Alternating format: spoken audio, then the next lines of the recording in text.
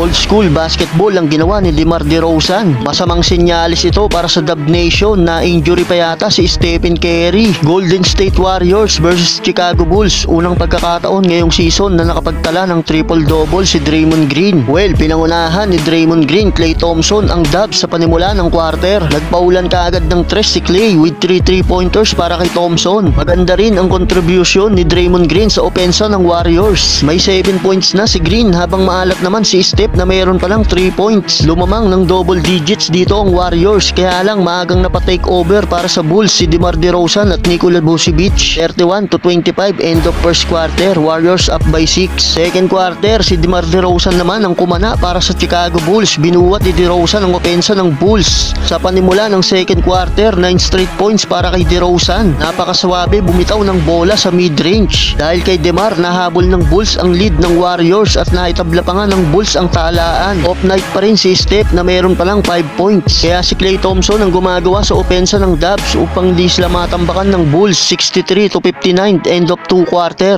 Bulls up by 4 points. Third quarter, bahagyang gumanda ang takbo ng laro para sa Warriors. All around play for Draymond Green. Offense, defense at assist ang ginagawa ni Green. Almost triple-double na si Green. Stephen Curry for the wing 3-pointer pero ayaw din naman paiwan ng Bulls at sumasagot din sa opensa. Naging back and forth ang tema ng laban at hindi nakakalayo ang both teams sa talaan. Stephen Curry literal na inalat na mayroon palang 15 points si Curry. Bago mag-end ang third quarter, biglang uminit ang shooting ng Chicago Bulls beyond the arc. Pasok ang lahat ng tirang binitawan ng Bulls mula sa 3-point area. Dahil dyan, palo kagad sa 10 points ang lamang ng Chicago. 99-89 end of third quarter. Last and final quarter, Draymond Green and Andre Drummond nagkakapisikalan na sa ilalim. Taob si Green matapos balyahin ng malakas ni Drummond. Under 7 minutes, gumawa ng run ang Warriors kaya muli nilang nakuha ang kalamangan. X-factor ng Dubs sa opensa sa quarter na ito ang rookie nila na si Trayce Jackson-Davis. Kakaiba rin ang rookie na ito, mga